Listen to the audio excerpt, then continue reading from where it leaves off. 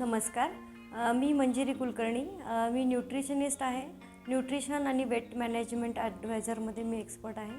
औरंगाबादला the mindful diet या नावाने मी न्यूट्रिशन क्लिनिक चालवते. व्यायाम तुम्ही ज्या पद्धतीचा करताय त्या पद्धतीचा आहार असावा. बेसिकली लाईफस्टाईल, हेल्दी लाईफस्टाईलमध्ये व्यायामाचा जो रोल आहे तो 20% असतो आणि आहाराचा रोल आहे तो 80% असतो. तर व्यायाम केल्याने तुमच्या शरीराची फ्लेक्झिबिलिटी, तुमची मसल स्ट्रेंथ, त्यानंतर आजारांपासून तुम्ही दूर राहू शकता.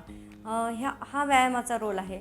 व्यायाम ज्या पद्धतीचा, ज्या प्रकारचा तुम्ही करता आहात, सपोज तुम्ही स्ट्रेंथ ट्रेनिंग करता आहात, तर स्ट्रेंथ ट्रेनिंगमध्ये तुम्हाला प्रोटीनची आवश्यकता असते. त्यावेळेस तुम्हाला आहारातले प्रोटीन वाढवणं अपेक्षित असतं. सगळ्यात महत्त्वाचं म्हणजे वजन कमी करण्यासाठी ज्या औषधांची जाहिरात होते त्या जाहिरातींना बळी पडू नका.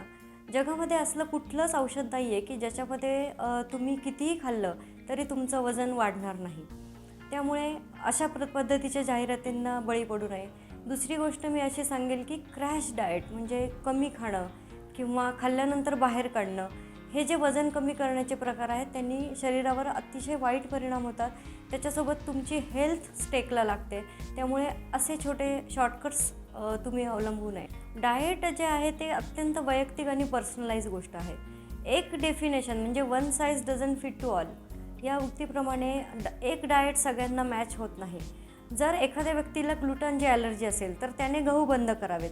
पण ज्या व्यक्तीला ग्लुटनची ॲलर्जी नाही आहे ते व्यक्ती वजन कमी करण्यासाठी सुद्धा गव्हाच्या पोळीचा वापर करू शकतात. त्याचप्रमाणे अजून एक असतं की तुम्ही ज्या प्रदेशात राहतात त्या प्रदेशातलं अन्न सेवन करणं सजेस्टेड असतं. सपोज तुम्ही साऊथ एरियामध्ये राहत आहेत आणि तिकडे भाताची शेती होते, तिकडे भात पिकतो, तर तिथे भात खाल्ल्याने तुमचं वजन वाढणार नाही. पण तुम्ही जिथे भात पिकत नाही त्या एरियामध्ये राहून जर भाताचं सेवन करतात तर तुमचं वजन निश्चित वाढेल.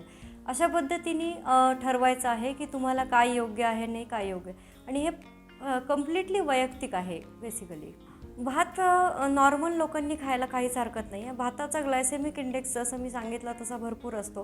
त्यामुळे जेव्हा डायबिटीज आहे तुम्हाला किंवा इन्सुलिन रिलेटेड डिसऑर्डर आहेत तर त्यावेळेस तुम्ही भात कमी करावा असं मी सजेस्ट करेल. दुसरी एक छोटीशी टिप मी तुम्हाला याच्यामध्ये देते की भात हा कधीही प्रेशर कुकरमध्ये शिजवायचा नाही आहे. प्रेशर कुकरमध्ये शिजवल्याने भाताचा ग्लायसेमिक इंडेक्स आणखीन वाढतो. त्यामुळे भात हा नेहमी उघड्या पातेल्यामध्ये शिजवायचा आहे. आणि साऊथमध्ये ज्याप्रमाणे पाणी ड्रेन करतात त्याप्रमाणे भात शिजल्यानंतर त्यातलं पाणी काढून टाकून मग तो भात खाल्ला तर तुम्हाला त्याचे अपाय कमी होतील. बेसिकली वजन किती कमी करायचं महिन्याला हे आपल्यापेक्षा आपलं शरीर ठरवतं. त्यामध्ये प्रत्येकाचं वजन वाढण्याचा जो रेशो असतो किंवा ज्या गतीने वजन वाढतं त्याच गतीने वजन कमी केलं तर हे निश्चितच फायदेशीर ठरू शकतं. शरीराला वेळ द्यावा. प्रत्येक शरीराचे सिग्नल्स ओळखावेत, त्यानुसार तुम्ही बिहेव करावं आणि त्यानुसार त्याला आहार द्यावा आणि शरीराला प्रत्येक गोष्टीसाठी वेळ द्यावा. बेसिकली ओबेसिटी आणि ओव्हरवेट या दोन वेगवेगळ्या गोष्टी आहेत. दुर्दैवाने त्या एकत्र जोडल्या जातात. ओबेसिटी हा एक आजार आहे. म्हणजे वजन जास्ती असताना तुम्हाला बाकीचे जे आजार वजनामुळे जोडले जातात त्याला ओबेसिटी असं म्हणतात. आणि तुम्ही कम्प्लिटली फिट आहात, तुम्हाला कुठलेही आजार नाही आहेत, तुमचा फिटनेस दिवसभर मेंटेन राहतो आहे, एनर्जी लेवल मेंटेन राहते, त्यावेळेस तुम्ही ओव्हरवेट, वजन जास्ती असेल तर ओव्हरवेट असं म्हणलं जातं. त्यामुळे ओबेसिटी हा एक आजार आहे ज्याच्यासाठी तुम्हाला ट्रीटमेंटची गरजसुद्धा पडू शकते. आता डाएटबद्दलचे जे गैरसमज आहेत त्याच्यामध्ये लोक टरबूज उदाहरण द्यायचं झालं तर टरबूज लोक सर्रास खातात की त्याच्यामध्ये पाणी खूप असतं आणि टरबूज खाल्ल्याने कुठे वजन वाढणार आहे. पण बेसिकली बघायला गेलं तर टरबूजचा ग्लायसेमिक इंडेक्स हा 90 आहे, म्हणजेच साखरेच्या अगदी जवळ आहे. त्यामुळे जर तुम्ही टरबूज 1-2 फोडी जरी खाल्ल्यात तरी तुमच्या बॉडीमध्ये इन्सुलिन खूप फास्ट तीव्र गतीने सिक्रेट होणार आहे. त्यामुळे असे काही मिथ्स असतात की ज्यांनी हे खाल्लं तर वजन नाही वाढणार, ते खाल्लं तर वजन वाढेल. तर ते लक्षात घेऊन तुम्ही ज्याचा म्हणजे लिस्ट गुगलवरती अवेलेबल असते, तुम्ही सर्च करा की लो ग्लायसेमिक इंडेक्स फूड काय आहे. मग त्या पद्धतीचं अन्न जर तुम्ही ग्रहण केलं तर तुम्हाला इन्सुलिन रेझिस्टन्सपासून मुक्तता मिळू शकते. PCOD आणि महिलांच्या पाळीमधल्या समस्या याच्यामध्ये आहाराचा खूप मोठा रोल आहे. बेसिकली PCODचं कारणच इन्सुलिन रेझिस्टन्स ह्या हॉर्मोनचा आजार असतो, ज्यामध्ये इन्सुलिन लेवल खूप जास्त वाढलेली असते आणि हे इन्सुलिन लेवल तुमचे बाकीच्या हॉर्मोन्सवरती इम्पॅक्ट होऊन PCOD हा आजार होतो. इन्सुलिन हे डायरेक्ट इन्सुलिन रेझिस्टन्सचं कारणच चुकीचा आहार आहे. त्यामुळे आहारामध्ये जर तुम्ही योग्य बदल केलेत, लो ग्लायसेमिक इंडेक्स असलेला आहार घेतला आणि वजन म्हणजे इन्सुलिन रेझिस्टन्समुळे जसं वजन वाढतं तसं काही प्रकारचे PCODमुळे वजन कमीसुद्धा होतं. तर यामध्ये आहारामध्ये जर बदल केले आणि वजन जर तुमचं कमी असलेलं जास्त केलं आणि जास्त असलेलं कमी केलं तरीसुद्धा PCOD तुम्ही रिव्हर्स नक्कीच करू शकता. आहाराचा खूप जवळचा संबंध आहे. त्याचं आत्ता रिसर्चमध्ये एक कारण त्याचं समोर आलं आहे की लहानपणापासून रेग्युलर तुम्ही नॉनव्हेज जर मुलींना देत असाल तर मुलींना लवकर पाळी येण्याची शक्यता जास्त असते. त्याचप्रमाणे वाढलेला स्क्रीन टाईमसुद्धा याला कारणीभूत आहे, कारण की याचा डायरेक्टली हॉर्मोन्सवरती इम्पॅक्ट होतो आणि हॉर्मोन इम्बॅलन्स झाले तर योग्य वयामध्ये योग्य गोष्टी होत नाही आणि याच्यामध्येच एजिंग हे सुद्धा खूप कारणीभूत आहे की लवकर एजिंग होतं. 20ल्या मुली 30 वर्षाच्या दिसतात. तर हे एजिंगसुद्धा याचं कारण आहे की हॉर्मोन इम्बॅलन्स झाल्यामुळे तुम्ही लवकर वयस्कर किंवा लवकर सिम्पटम्स येणं या सगळ्या गोष्टी होऊ शकतात. भारतीय जो आहार आहे तो अत्यंत उत्कृष्ट आहार आहे. त्याच्यामध्ये वरण भात भाजी पोळी असं चौरस आहार आपण घेतो. त्याला षड्रसात्मक आहार असं सुद्धा म्हणतात. परंतु याच्यामध्ये चूक काय होते की भारतीय आहाराचं प्रपोर्शन जे आहे ते आपण आपल्या आवडीप्रमाणे ॲडजस्ट करतो. तर याच्यामध्ये कार्बोहायड्रेट जास्त असलेला आहार घेतला तर पोट वाढण्याची समस्या तयार होते. त्याचबरोबर आहारामध्ये प्रोटीन कमी असले तरीसुद्धा पोट वाढण्याचा प्रॉब्लेम तयार होतो. यामध्ये प्रोटीनचं प्रमाण वाढवणं आणि ते सुद्धा आहारातून वाढवणं फार आवश्यक असतं. याच्यामध्ये एक छोटीशी गोष्ट मी तुम्हाला सांगेल की एका काळामध्ये अमेरिकेमध्ये असं झालं की त्यांना असं लक्षात आलं की त्यांचं कोलॉन कॅन्सरचं प्रमाण खूप वाढतं आहे. मग त्यांनी जेव्हा रिसर्च केला तेव्हा त्यांच्या असं लक्षात आलं की त्यांच्या आहारामध्ये फायबर्सची कमतरता आहे आणि त्याच्यामुळे त्यांच्याकडे कोलॉन कॅन्सरचं प्रमाण वाढतं आहे. त्यामुळे त्यांनी आहारामध्ये सॅलड्स इन्क्लूड करायला सुरुवात केली आणि सॅलड्स इन्क्लूड केल्यावर साहजिकच त्यांचं कॅन्सरचं प्रमाण कमी झालं. परंतु हीच जीवनशैली आपण भारतीयांनी आंधळेपणाने स्वीकारली. आपल्या आहारामध्ये भरपूर फायबर्स असतात, त्यामुळे आपल्याला सॅलड्सची विशेष अशी गरज नसते.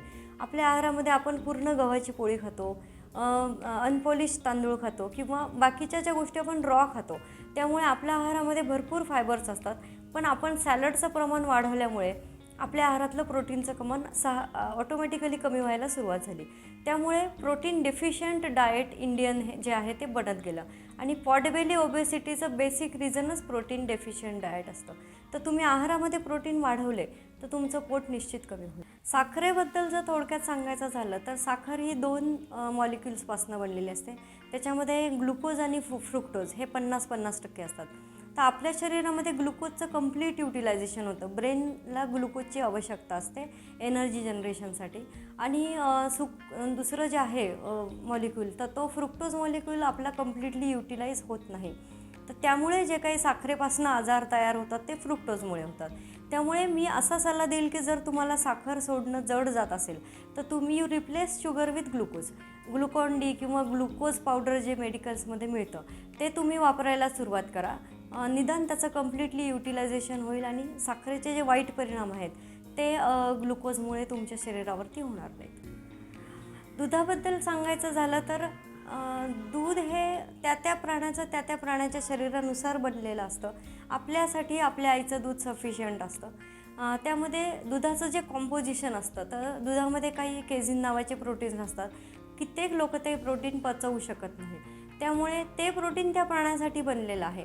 निश्चितच ते प्रोटीन चांगलं आहे, पण तुमची पचवायची क्षमता आहे का? खूप लोकांना माहीत नसतं की ते दररोज दूध कंझ्युम करतात, पण दूध हे कारण त्यांच्या ॲसिडिटीचं असू शकतं. त्यामुळे ज्यांना फ्रिक्वेंटली ॲसिडिटी होते त्यांनी काही दिवस दूध बंद करून बघावं. त्याचप्रमाणे कॅल्शियमचा स्रोत म्हणून दुधाचं सगळीकडे खूप नाव झालेलं आहे, पण आपल्याला दैनंदिन आयुष्यामध्ये बऱ्याचशा भाज्यांमधनं इव्हन ताकामधनं, ताक हे अमृत आहे, त्याच्यामधनं भरपूर प्रमाणात कॅल्शियम मिळू शकतं. त्यामुळे कॅल्शियमसाठी दूध घेणं किंवा मुलांना बळजबरी दूध पाजणं हे प्रकार करायला नाही पाहिजे. मी तुम्हाला परत एकदा तेच सांगेल की शरीर आपल्याला सिग्नल देतं तहान लागल्याचं. तुम्हाला कळतं तहान लागली आणि किती पाणी पिल्यानंतर थांबवायचं आहे ह्याचंसुद्धा सिग्नल येत असतं. तेव्हा तुम्हाला ते कळतं की आता बस. त्याचनुसार तुम्ही ते फॉलो करायचं आहे.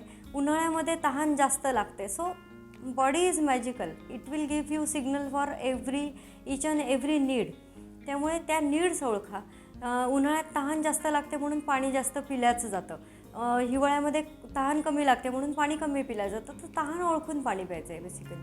केस खूप गळण्यामागे बेसिकली गट फ्लोरा म्हणजे आपलं जे छोटं आतडं असतं त्याच्यामध्ये काही बॅक्टेरिया राहत असतात आणि ते आपल्यासाठी विटॅमिन्स बनवत असतात.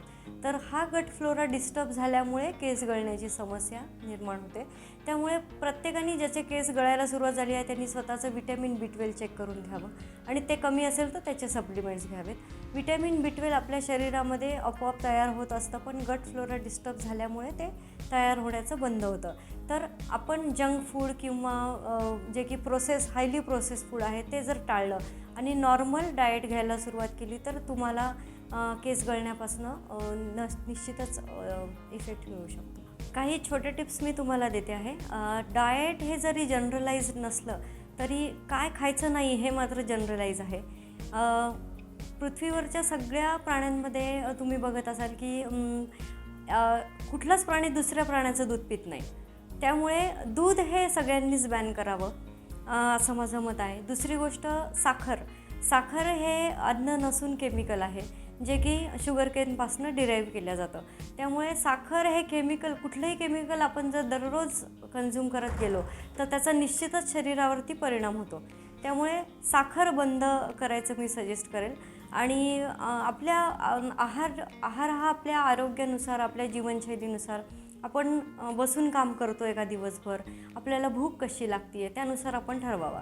आणखीन एक महत्त्वाची गोष्ट म्हणजे शरीर आपल्याला प्रत्येक याच्यामध्ये सिग्नल्स देत असतं. तर तहान लागली तर पाणी प्या. उगाचच कोणीतरी सांगितलं आहे म्हणून सकाळी उठून तांब्याभर पाणी प्यायचं आहे हे सगळ्यांना सजेस्टेड नाही आहे. भूक लागली तर खायचं आहे, भूक ओळखून खा. तर असाच अजून एक गैरसमज असतो की ब्रेकफास्ट करायचा की नाही. तर ब्रेकफास्ट हा प्रत्येकाने करणं सजेस्टेड नाही आहे. त्यामध्ये तुम्ही जर रात्री 10 तास झालेले असतील, तुम्हाला रात्रीचं जेवण उशिरा झालं असेल तर त्या लोकांनी ब्रेकफास्ट नाही करायचं आहे. आदल्या दिवशीचं अन्न व्यवस्थित पचलं असेल तरच ब्रेकफास्ट करायचा आहे. आणि निश्चितच जे लोक सकाळी भरपूर व्यायाम करतात त्यांनाच ब्रेकफास्ट सजेस्टेड आहे. त्यामुळे ब्रेकफास्ट लाईक अ किंग हे ढोबळाप्रमाणे फॉलो न करता ब्रेकफास्ट कसा आणि किती प्रमाणात करावा हे प्रत्येक व्यक्तीच्या लाईफस्टाईलवरतीच डिपेंड असावं.